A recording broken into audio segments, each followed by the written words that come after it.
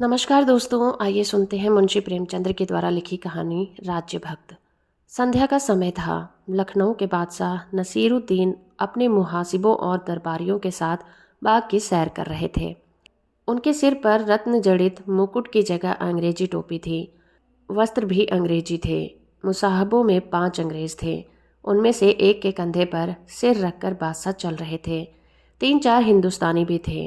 उनमें से एक राजा बख्तावर सिंह थे। वो बादशाही सेना के अध्यक्ष थे।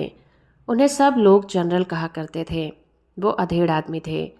शरीर खूब गठा हुआ था। लखनवी पहनावा उन पर बहुत सस्ता था। मुख से विचारशीलता झलक रही थी। दूसरे महाशय का नाम रोशनुद्दौला था। वह राज्य के प्रधानमंत्री थे। बड़ी बड़ी मूछें और नाटा डील था, जिससे ऊंचा करने के लिए वो तनकर चलते थे। नेत्रों से गर्व टपक रहा था। शेष लोगों में एक कोतवाल था और 2 बादशाह के रक्षक।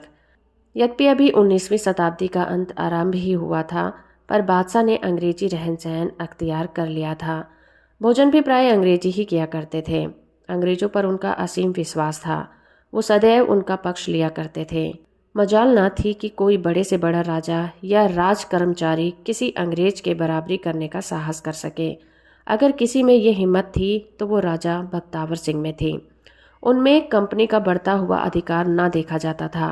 कंपनी की उस सेना की संख्या जो उसमें अवध के राज्य की रक्षा के लिए लखनऊ में नियुक्त कर दी थी, दिन प्रतिदिन बढ़ती जा रही थी। उसी परिणाम से सेना का व्यय भी बढ़ता चला जा रहा था। दरबार उसे चुका न सकने के कारण कंपनी का ऋणी होता जा रहा था।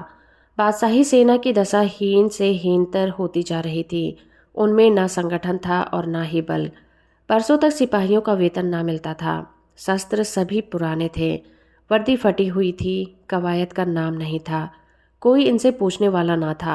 अगर राजा बख्तावर सिंह वेतन वृद्धि या नए शस्त्रों के संबंध में कोई प्रयत्न करते तो कंपनी का रेजिडेंट उसका घोर विरोध और राज्य पर विद्रोहात्मक शक्ति संचार का दोषारोपण करता था। उधर से डांट पड़ती तो बादशाह अपना गुस्सा राजा साहब पर उतारते।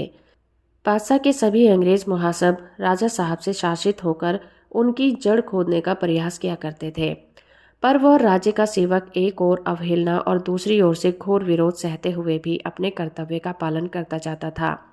वजह यह कि सेना भी उनसे संतुष्ट नहीं थी। सेना में अधिकांश लखनऊ के सौदे और गुंडे भरे हुए थे। राजा साहब जब उन्हें हटाकर अच्छे अच्छे जवानों की भर्ती करने की चेष्टा करते तो सारी सेना में हाहाकार मच जाता। लोगों को शंका होती कि यह राजपूतों की सेना बनाकर कहीं राज्य ही पर तो हाथ नहीं बढ़ाना चाहते। इसीलिए मुसलमान भी उसमें बदगुमान रहते थे। राजा साहब के मन में बार बार प्रेरणा होती कि इस पद को त्याग कर चले जाएं, पर यह भय उन्हें रोकता था कि मेरे हटते ही अंग्रेज की बन जाएगी और बादशाह उनके हाथों की कठपुतली बन जाएंगे। रही सही सेना के साथ अवध राज्य का अस्तित्व भी मिट जाएगा। अतएव इतनी कठिनाइयों के होते हुए भी चारों ओर से वैर विरोध से घिरे होने पर भी वो अपने पद से हटने का निश्चय नहीं कर सकते थे। सबसे कठिन समस्या यह थी कि रोशनुद्दौला भी राजा साहब के खार खाता था। उसे संदेह शंका रहती कि ये मराठों से मैत्री करके अवध राज्य को मिटाना चाहते हैं। इसीलिए वो राजा साहब के प्रत्येक कार्य में बाधा डालता रहता था। उसे अब भी आशा थी कि अवध का मुसलमानी राज्य अगर जीवित रह सकता है तो अंग्रेजों के संरक्षण में, अन्यथा यह अवश्य हिंदुओं की बढ़ती हुई शक्ति का ग्रास बनकर रह जाएगा। वास्तव में बख्तावर सिंह की दशा अत्यंत करुण थी। वो अपनी चतुराई से जिहा की भांति दांतों के बीच में पड़े हुए अपना काम किए जाते थे। यूँ तो वो स्वभाव के अक्खड़ थे। इससे उनके व्यवहार में कृत्रिमता आ जाती थी और वह शत्रुओं को उनकी ओर से और भी संशक बना देती थी। बादशाह ने एक अंग्रेज मुहासब से पूछा, तुमको मालूम है मैं तुम्हारी कितनी खातिर करता हूँ? मेरी सल्तनत में किसी की मजाल नहीं कि वो किसी अंग्रेज को कड़ी निगाहों से देख सके। अंग्रेज मुहासब ने सिर झुकाकर कहा, हम हुजूर की इस मेहरबानी को कभी नहीं भूल सकते। बादशाह इमाम हुसैन की कसम, अगर यहाँ कोई आदमी मुझे तकलीफ दे तो मैं उसे फौरन जिंदा दीवार में चुनवा दूंगा। बादशाह की आदत थी कि वह बहुधा अपनी अंग्रेजी टोपी हाथ में लेकर उसे उंगली पर नचाने लगते थे। रोज रोज नचाते नचाते टोपी में उंगली का घर हो गया था। इस समय जो उन्होंने टोपी उठाकर उंगली पर रखी तो टोपी में छेद हो गया। बादशाह का ध्यान अंग्रेजों की तरफ था। बख्तावर सिंह बादशाह के मुंह से ऐसी बात सुनकर कबाब हुए जाते थे उक्त कथन में कितनी खुशामद, कितनी नीचता और अवध के प्रजा तथा राजों का कितना अपमान था, और लोग तो टोपी का छेद देखकर हंसने लगे। पर राजा बख्तावर सिंह के मुंह से अनायास निकल गया, हुजूर, ताक में सुराख हो गया है। राजा साहब के शत्रुओं ने तुरंत कानों पर उंगलियां रख ली। बादशाह को भी ऐसा मालूम हुआ कि राजा ने मुझ पर व्यंग किया है। उनके तेवर बदल गए। अंग्रेजों और अन्य सभासदों ने इस प्रकार कानाफूसी शुरू की जैसे कोई महान अनर्थ हो गया हो। राजा साहब के मुंह से अनर्गल शब्द अवश्य निकले, इसमें कोई संदेह नहीं था। संभव है उन्होंने जानबूझकर व्यंग ना किया हो। उनके दुखी हृदय ने साधारण चेतावनी को यह तीव्र रूप दे दिया, पर बात बिगड़ जरूर गई थी। अब उनके शत्रु उन्हें कुचलने के लिए सुंदर अवसर को हाथ में क्यों जाने देते। राजा साहब ने सभा का यह रंग देखा तो खून सर्द हो गया। समझ गए आज शत्रुओं के पंजे में फंस गया, और ऐसा बुरा फंसा कि भगवान ही निकलने को निकाल सकता है। बादशाह ने कोतवाल से लाल आंखें करके कहा, इस नमक हराम को कैद कर लो और इसी वक्त इसका सिर उड़ा दो। इसे मालूम हो जाए कि बादशाहों से बेअदबी करने का क्या नतीजा होता है। कोतवाल को सहसा जनरल पर हाथ बढ़ाने की हिम्मत न पड़ी। रोशनुद्दौला ने उसे इशारे में कहा, खड़े सोचते क्या हो, पकड़ लो, नहीं तो तुम भी इसी आग में जल जाओगे। तब कोतवाल ने आगे बढ़कर बख्तावर सिंह को गिरफ्तार कर लिया। एक क्षण में उनकी मुश्कें कस दी गईं। लोग उन्हें चारों ओर से घेर कर कत्ल करने ले चले। बादशाह ने मुहासिबों से कहा, मैं भी वहीं चलता हूँ, जरा देखूंगा कि नमक हरामों की लाश क्यों कर तड़पती है। कितनी घोर पशुता थी। यही प्राण जरा देर पहले बादशाह का विश्वास पात्र था। बादशाह ने एकाएक कहा, पहले इस नमक हराम की किल्लत उतार दो। मैं नहीं चाहता कि मेरी किल्लत की बेइज्जती हो। किसकी मजाल थी जो जरा भी जबान हिला सके। सिपाहियों ने राजा साहब के वस्त्र उतारने शुरू कर दिए। दुर्भाग्यवश उनके एक जेब में पिस्तौल निकल पड़ी। उसकी दोनों नालियां भरी हुई थीं। पिस्तौल देखते ही बादशाह की आंखों से चिंगारियां निकलने लगी। बोले, कसम है हजरत इमामुल हुसैन की, अब इसकी जान बख्शी नहीं करूंगा। मेरे साथ भरी हुई पिस्तौल की क्या जरूरत। जरूर इसकी नीयत में फितूर था। अब मैं इसे कुत्तों से नचवाऊंगा। देखा तुम लोगों ने इसकी नीयत। मैं अपनी आस्तीन में सांप पाले हुए था। आप लोगों के ख्याल में इसके पास भरी हुई पिस्तौल का निकलना क्या मायने रखता है। अंग्रेजों को केवल राजा साहब को नीचा दिखाना मंजूर था। वे उन्हें अपना मित्र बनाकर जितना काम निकाल सकते थे उतना उनके मारे जाने से नहीं। इसी से एक अंग्रेज मुहासिब ने कहा, मुझे तो इसमें कोई गुरमुनासिब बात नहीं मालूम पड़ती। जनरल साहब बॉडीगार्ड हैं, उसे हमेशा हथियार बंद रहना चाहिए, खासकर जब आपकी खिदमत में हो। नहीं मालूम किस वक्त इसकी ज़रूरत आ पड़े। दूसरे अंग्रेज मुहासिबों ने भी इस विचार की पुष्टि की। बादशाह के क्रोध की ज्वाला कुछ शांत हुई। अगर यही बात किसी हिंदुस्तानी मुहासिब की जबान से निकली होती तो उनकी जान की खैरियत ना थी। कदाचित अंग्रेजों को अपनी न्यायपरकता का नमूना दिखाने ही के लिए उन्होंने यह प्रश्न किया था। बोले, कसम हजरत इमाम की, तुम सबके सब शेर के मुंह में उसका शिकार छीनना चाहते हो, पर मैं एक न मानूंगा।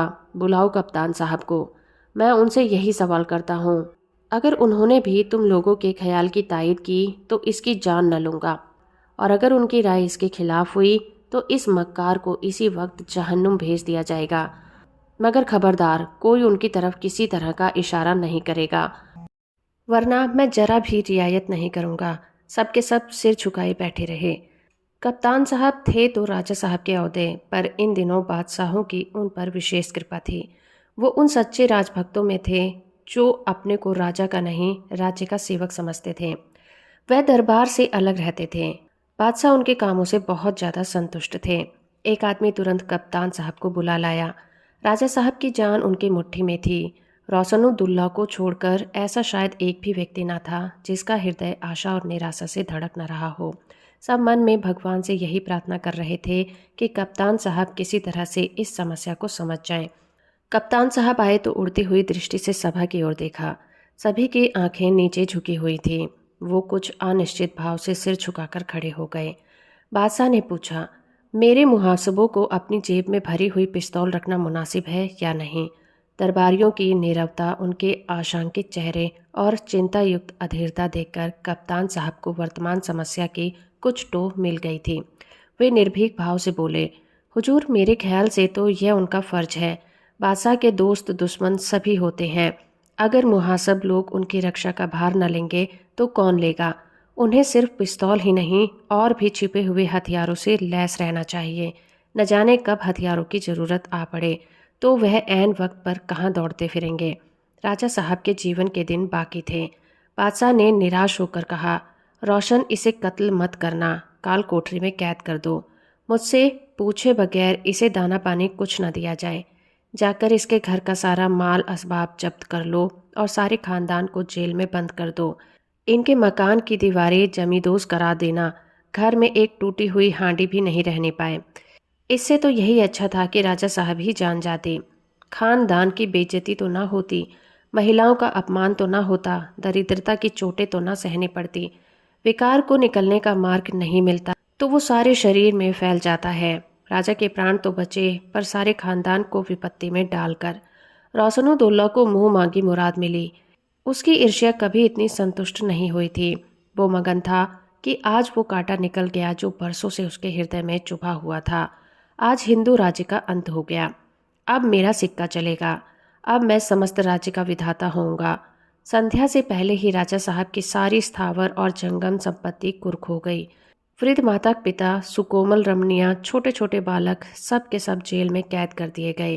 कितनी करुण दशा थी। वो महिलाएं जिन पर कभी देवताओं की भी निगाह नहीं पड़ी थी, खुले मुंह नंगे पैर पांव घसीटती शहर की भरी हुई सड़कों और गलियों से होती हुई सिर झुकाए शोक चित्रों की भांति जेल की तरफ चली जाती थी। सशस्त्र सिपाहियों का एक बड़ा दल साथ था।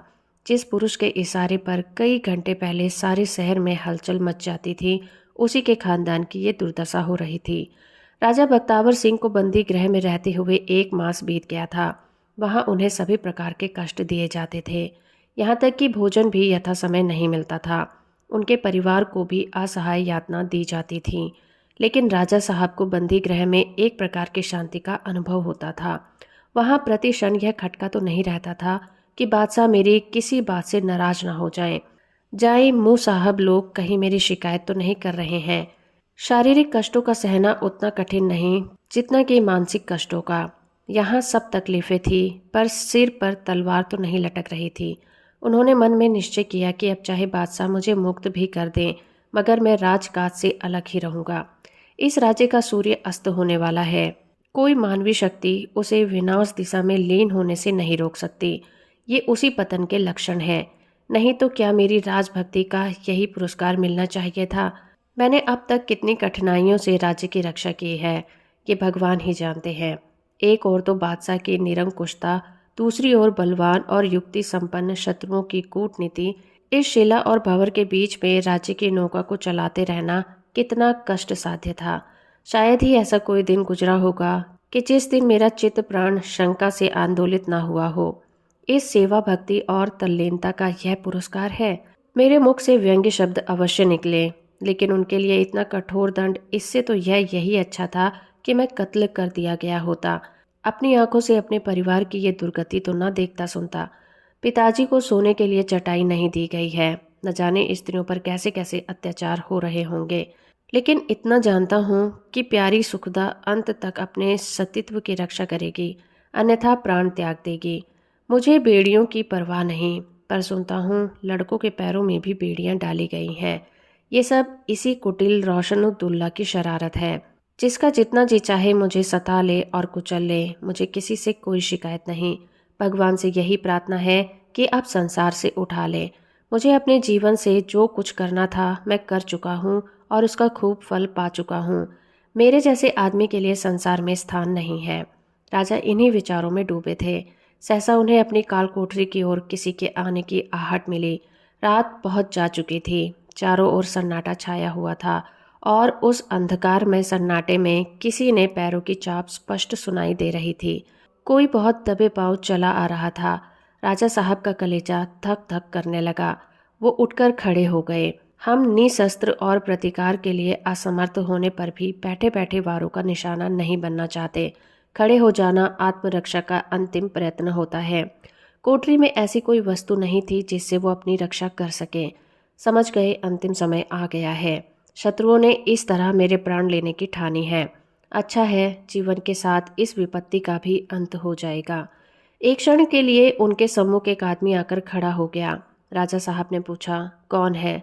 उत्तर मिला, मैं हूँ, आपका सेवक। राजा, ओहो, तुम हो कप्तान।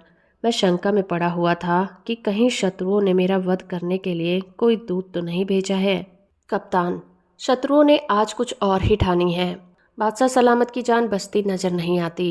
राजा, अरे यह क्यों कर?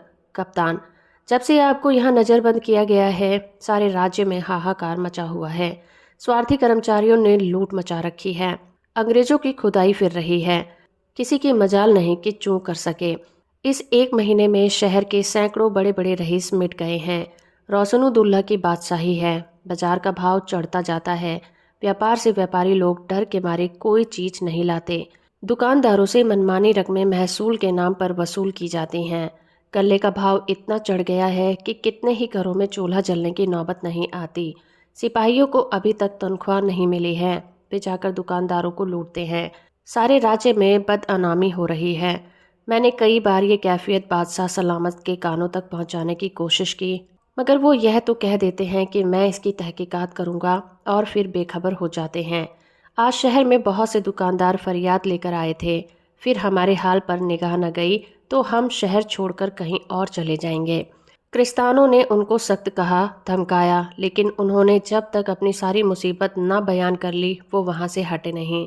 आखिर बादशाह सलामत ने उनको दिलासा दिया तो चले गए। राजा, बादशाह पर इतना असर हुआ, मुझे तो यही ताज्जुब है।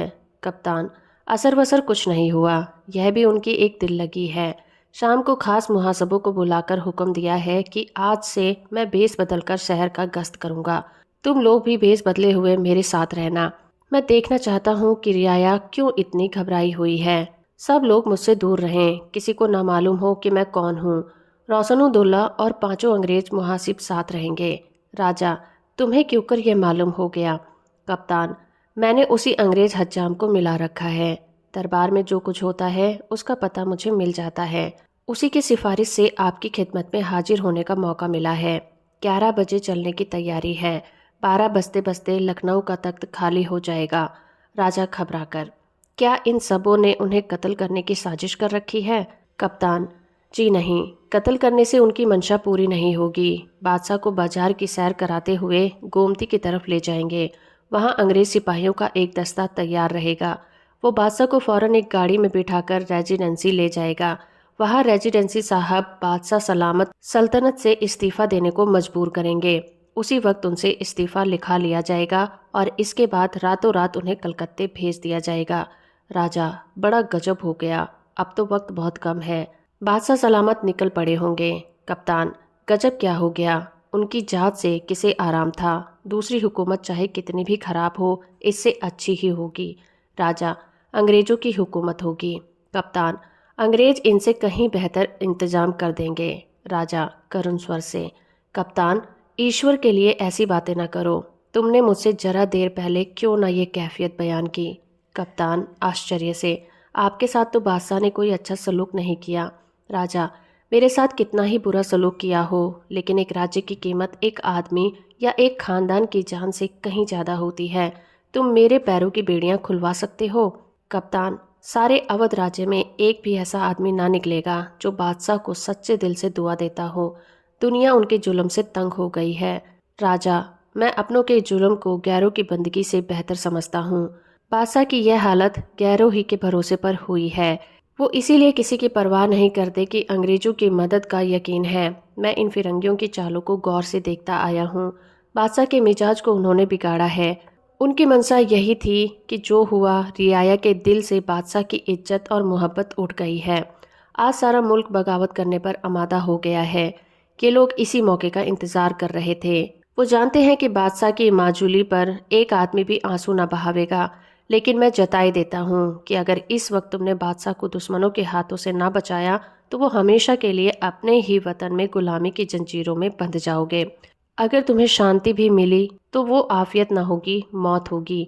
गैरों के बेरहम पैरों के नीचे पड़कर तुम हाथ भी ना हिला सकोगे। नहीं, मुझ में अभी मुल्क की मोहब्बत बाकी है। मैं अभी इतना बेजुबान नहीं हुआ हूँ। मैं इतनी आसानी से सल्तनत को हाथ से नहीं जाने दूंगा।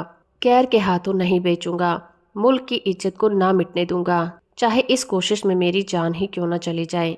कुछ और नहीं कर सकता तो अपनी जान तो दे ही सकता हूँ। मेरी बेड़ियाँ खोल दो। कप्तान, कप्तान, मैं आपका खातिम हूँ, मगर मुझे यह मजाज नहीं है। राजा जोश में आकर बोले, जालिम, यह इन बातों का वक्त नहीं है। एक एक पल हमें तबाही की तरफ लिए जा रहा है। खोल दे ये बेड़ियाँ। जिस घर में आग लगी है उसके आदमी खुदा को नहीं याद करते, कुएं की तरफ दौड़ते हैं। कप्तान, आप मेरे मोहसिन हैं, आपके हुक्म से मुंह नहीं मोड़ सकता, लेकिन राजा, जल्दी करो जल्दी, अपनी तलवार मुझे दे दो। अब इन तकल्लुफ की बातों का मौका नहीं है। कप्तान साहब निरुत्तर हो गए। सजीव उत्साह में बड़ी संक्रामक शक्ति होती है। यद्यपि राजा साहब के नीतिपूर्ण वार्तालाप ने उन्हें माकूल नहीं किया, तथापि वह अनिवार्य रूप से उनकी बेड़ियां खोलने पर तत्पर हो गए। उसी वक्त जेल के दरोगा को बुलाकर कहा, साहब ने हुक्म दिया है कि राजा साहब को फौरन आजाद कर दिया जाए। इसमें एक पल का भी विलम्ब नहीं होना चाहिए, वरना तुम्हारे हक में अच्छा नहीं होगा। दरोगा को मालूम था कि अगर कप्तान साहब नाराज हो जाएंगे तो रासुनुद्दौला को कोई सिफारिश मेरी रक्षा नहीं कर पाएगी। उसने राजा साहब की बेड़ियां खोल दी। राजा साहब जब तलवार हाथ में लेकर जेल से निकले तो उनका हृदय राज्यभक्ति की तिरंगों से आंदोलित हो रहा था। उसी वक्त घड़ियाल में 11 बजे। आधी रात का समय था, मगर लखनऊ की तंग गलियों में खूब चहल पहल थी। ऐसा मालूम होता था कि अभी 9 बजे हैं। सराफे में सबसे ज्यादा रौनक थी, मगर आश्चर्य यह था कि किसी दुकान पर जवाहरात या गहने नहीं दिखाई देते थे। केवल आदमियों के आने जाने की भीड़ थी। जिसे देखो 5 शस्त्रों से सुसज्जित मूछें खड़ी किए ऐंठता हुआ चला जाता था। बाजार में मामूली दुकानदार भी निवस्त्र ना थे।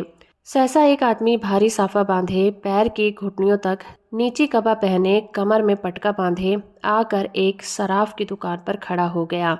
जान पड़ता था कोई ईरानी सौदागर है। उन दिनों ईरान के व्यापारी लखनऊ में बहुत आते जाते थे। इस समय ऐसे आदमी का आ जाना असाधारण बात नहीं थी। सराफ का आदमी मदोदास था। बोला, कहिए मीर साहब, कुछ दिखाऊं? सौदागर, सोने का क्या निरख है? माधो, सौदागर के कान के पास मुंह ले जाकर, निरख की कुछ न पूछिए। आज करीब 1 महीना से बाजार का निरख बिगड़ा हुआ है। माल बाजार में आता ही नहीं है। लोग दबाए हुए हैं। बाजार में खौफ के मारे नहीं लाते। अगर आपको ज्यादा माल की दरकार हो तो मेरे साथ गरीब खाने तक तकलीफ कीजिए। जैसा माल चाहिए लीजिएगा। निरख मुनासिब ही होगा, इसका इत्मीनान रखिए। सौदागर, आजकल बाजार का निरख क्यों बिगड़ा हुआ है? माधो, क्या आप हाल ही में वारिद हुए हैं? सौदागर, हाँ, मैं आज ही आया हूँ। कहीं पहले किसी रौनक नजर नहीं आती। कपड़े का बाजार भी सुस्त था। ढाके पर एक कीमती थान बहुत तलाश करने पर भी नहीं मिला। माधो, इसके बड़े किस्से हैं, कुछ ऐसा ही मुआवला है। सौदागर, डाकुओं का जोर तो नहीं है? पहले तो यहाँ इस किस्म की वारदातें नहीं होती थी। माधो, अब वह कैफियत नहीं है। दिन दहाड़े डाके पड़ते हैं, उन्हें कोतवाल क्या बादशाह सलामत भी गिरफ्तार नहीं कर सकते। अब और क्या कहूँ, दीवार के भी कान होते हैं। कहीं कोई सुन ले तो लेने के देने पड़ जाएंगे। सौदागर, सेठ जी, आप तो पहेलियाँ बुझाने लगे। मैं परदेसी आदमी हूँ, यहाँ किससे कहने जाऊँगा? आखिर बात क्या है? बाजार क्यों इतना बिगड़ा हुआ है? नाच की मंडी की तरफ गया था। सन्नाटा छाया हुआ था। मोटी जींस भी दूने दामों पर बिक रही थी। माधो इधर उधर चौकन्नी आंखों से देखकर बोला, 1 महीना हुआ रोशनुद्दौला के हाथ में सियाद सफ़ेद का अख्तियार आ गया है। यह सब उन्हीं की बद इंतजामी का फल है। उनके पहले राजा बख्तावर सिंह हमारे मालिक थे। उनके वक्त में किसी की मजाल नहीं थी कि व्यापारियों को टेढ़ी आंख से देख सके। उनका रौब सभी पर छाया हुआ था। फिरंगियों पर उनकी कड़ी निगाह रहती थी। हुक्म था कि कोई फिरंगी बाजार में आवे तो थाने का सिपाही उनकी देखभाल करता रहे। इसी वजह से फिरंगी उनसे जला करते थे। आखिर सबों ने रोशनुद्दौला को मिलाकर बख्तावर सिंह को बेकसूर कैद करा दिया। बस तब से बाजार में लूट मची हुई है। सरकार अमले अलग लूटते हैं, फिरंगी अलग नोचते खरोटते हैं। जो चीज चाहते हैं उठा ले जाते हैं। दाम मांगो तो धमकियां देते हैं। शाही दरबार में फरियाद करो तो उल्टे सजा हो जाती है। अभी हाल ही में हम सब मिलकर बादशाह सलामत की खिदमत में हाजिर हुए थे। पहले तो वो बहुत नाराज हुए, पर आखिर रहम आ ही गया। बादशाहों का मिजाज ही तो है। हमारी सब शिकायतें सुनी और तस्कीन दी कि अब वो तहकीकात करेंगे, मगर अभी तक वही लूट खसोट जारी है। इतने में 3 आदमी राजपूती ढंग में मिजई पहने हुए दुकान के सामने खड़े हो गए। माधोदास उनका रंग ढंग देखकर चौंका। शाही फौज के सिपाही बहुधा इसी सच धज से निकलते थे। तीनों आदमी सौदागर को देखकर ठिठके, पर उसने उन्हें कुछ ऐसी निगाह से देखा कि तीनों आगे चले गए। तब सौदागर ने माधोदास से पूछा, इन्हें देखकर तुम क्यों चौंक पड़े? माधवदास ने कहा, ये फौज के सिपाही हैं। जब से राजा बख्तावर सिंह नज़रबंद हुए हैं, इन पर किसी का दाब नहीं है। खुले सांड की तरह बाजारों में चक्कर लगाते हैं। सरकार से तलब मिलने का कुछ ठीक तो नहीं है, बस नोच खचोट करके गुजर करते हैं। हाँ तो फिर अगर मर्जी हो तो मेरे साथ घर तक चलिए, आपको माल दिखाऊं। सौदागर, नहीं भाई, इस वक्त नहीं, सुबह आऊँगा, देर हो गई है और मुझे भी यहाँ की हालत देखकर खौफ मालूम होने लगा है। यह कहकर सौदागर उसी तरफ चला गया जिधर वो तीनों राजपूत गए थे। थोड़ी देर में 3 आदमी और सराफे में आए। एक तो पंडित की तरह नीची चपकन पहने हुए था, सिर पर गोल पगड़ियाँ थी और कंधे पर जरी के काम किया हुआ था। उसके दोनों साथी खिदमतगारों के से कपड़े पहने हुए थे। तीनों इस तरह इधर उधर ताक रहे थे कि मानो किसी को खोज रहे हों। यूं तो ताकते हुए तीनों आगे चले गए।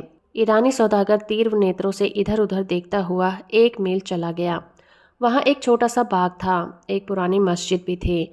सौदागर वहाँ ठहर गया। एकाएक तीनों राजपूत मस्जिद के बाहर निकल आए और बोले, हुजूर तो बहुत देर तक सराफ की दुकान पर बैठे रहे, क्या बातें हुई? सौदागर ने अभी कुछ जवाब न दिया था कि पीछे से पंडित और उसके दोनों खिदमतगार भी आ पहुँचे। सौदागर ने पंडित को देखते ही भत्सनापूर्ण शब्दों में कहा, मियाँ रोशनुद्दौला, मुझे इस वक्त तुम्हारे ऊपर इतना गुस्सा आ रहा है कि तुम्हें कुत्तों से निचवा दूं।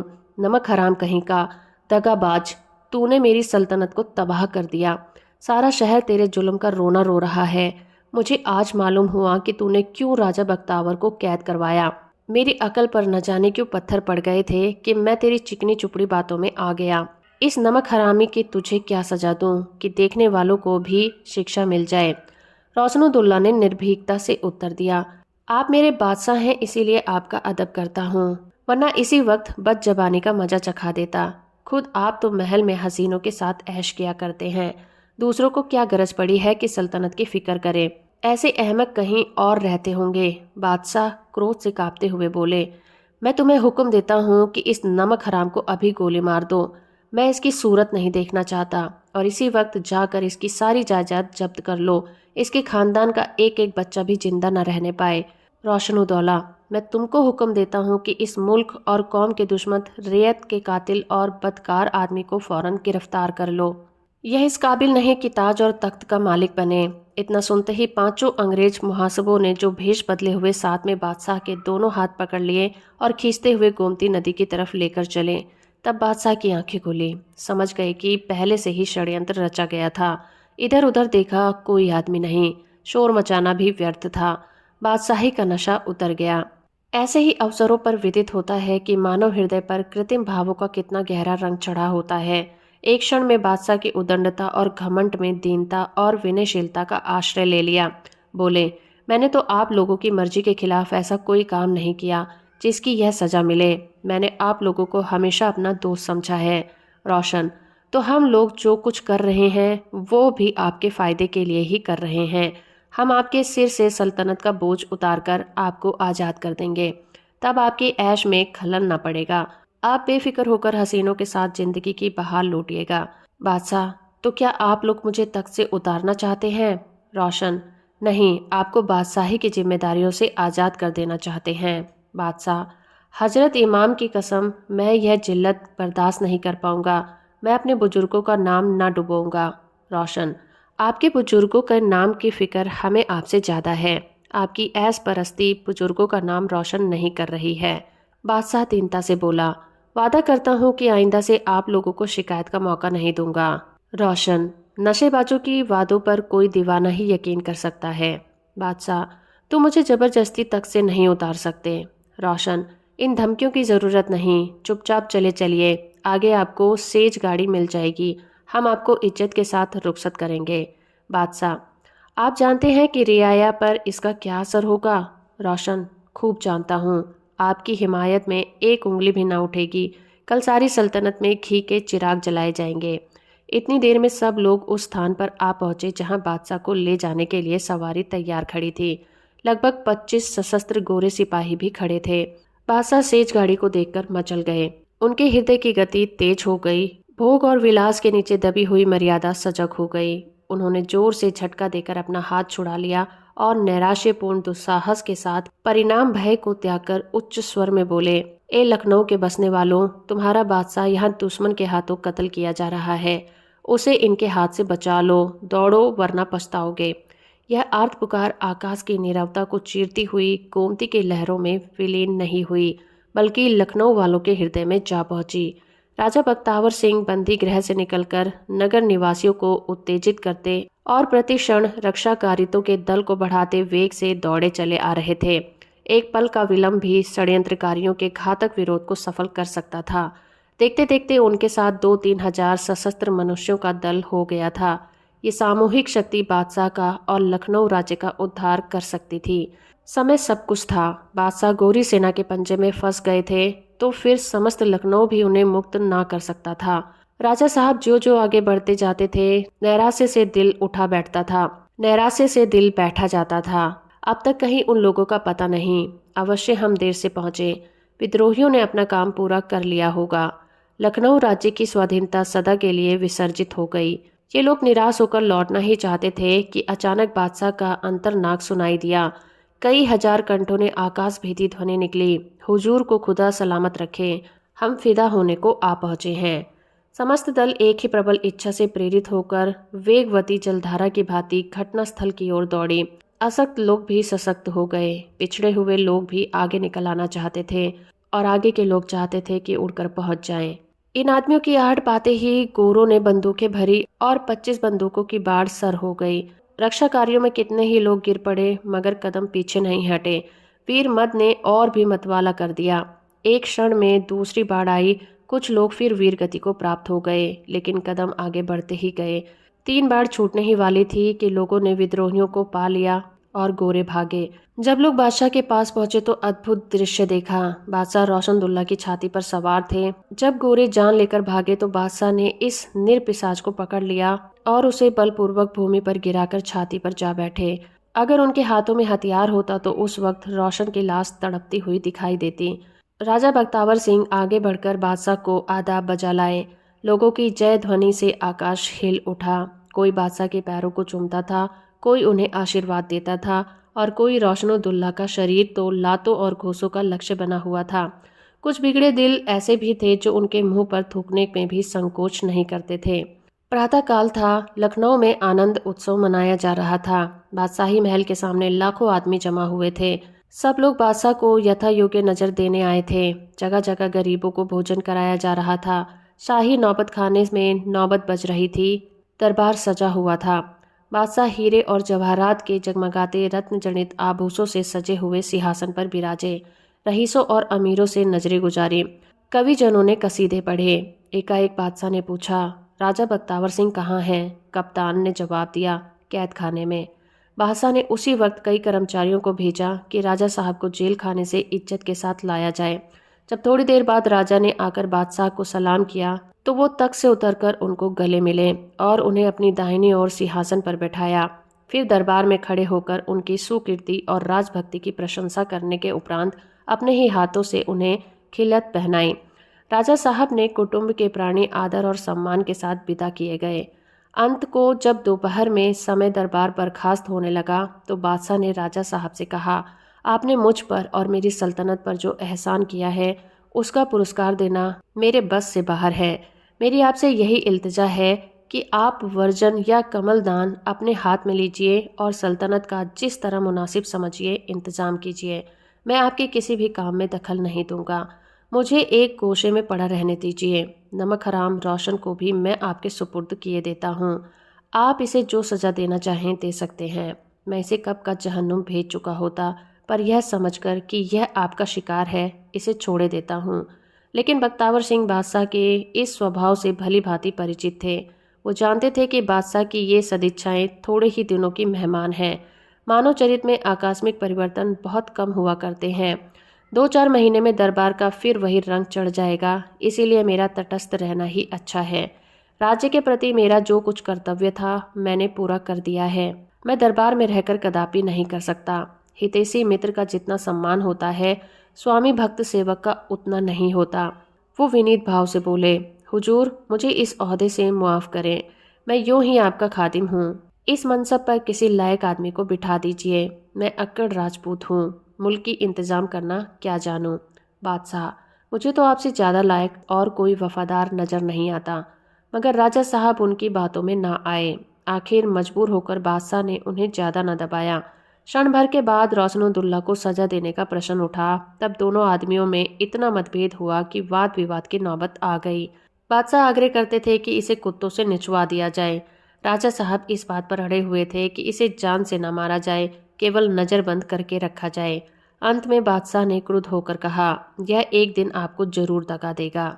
राजा, मैं इस खौफ से अपनी जान न लूँगा। बादशाह, तो जनाब आप चाहे इसे मुआफ़ कर दें, मैं भी मुआफ़ नहीं कर सकता। राजा, आपने तो इसे मेरे सुपुर्द कर दिया है, दी हुई चीज को आप वापस कैसे लेंगे। बादशाह ने कहा, तुमने तो मेरे निकलने का रास्ता ही नहीं रखा। रोशनुद्दौला की जान बच गई। वजारत का पद कप्तान साहब को मिला। मगर इससे विचित्र बात यह थी कि रेजिडेंस ने इस षड्यंत्र से पूर्व अनभिज्ञता प्रकट की और साफ लिख दिया कि बादशाह सलामत अपने अंग्रेज मुहासबों को जो चाहे सजा दें, उसमें कोई आपत्ति नहीं होगी। मैं उन्हें पाता तो स्वयं बादशाह की खिदमत में भेज देता, लेकिन पांचों महानुभावों में से एक का भी पता न चला। शायद वे सबके सब रातों रात कलकत्ते भाग गए होंगे। इतिहास में उक्त घटना का कहीं उल्लेख नहीं किया गया, लेकिन किंवदंतियां जो इतिहास से अधिक विश्वसनीय है, उसकी सत्यता के साक्षी हैं। तो दोस्तों, अभी आप सुन रहे थे मुंशी प्रेमचंद्र के द्वारा लिखी कहानी राज्य भक्त। उम्मीद करती हूँ ये कहानी और मेरा प्रयास आपको अच्छा लगा होगा। वीडियो अच्छी है तो आप इसे लाइक, शेयर और चैनल को सब्सक्राइब करना बिल्कुल मत भूलिएगा।